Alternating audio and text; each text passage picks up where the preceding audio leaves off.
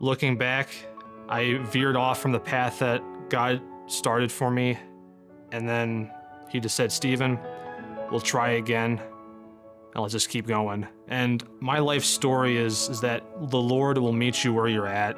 He's not gonna leave any of his children behind. He'll meet you basically in the darkest corners anywhere in your life, and he wants to bring you back up and lead you back to his sacred heart.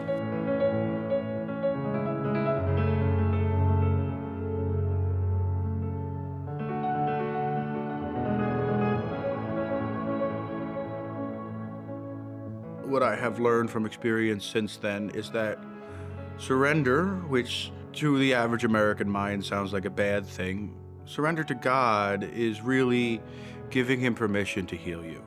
God doesn't override our free will. He doesn't do things that we don't give him permission to do. He respects our free will. And so in surrendering, I gave God permission to heal me, and heal me he did. He humbled me only to exalt me.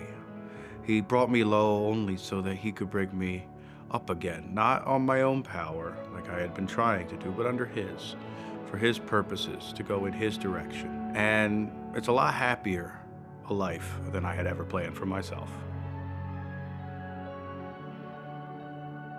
It is my prayer that God will use a vehicle of my priesthood to work with youth who are discerning their own vocations. And it's also my hope that I will be able to help youth become stronger in their faith so that as they go off to college, they're better prepared to face those challenges that I know that they will face than I was. Well, the main thing that attracted me to the priesthood is the fact that it's of service, that serving people is the core of being a priest.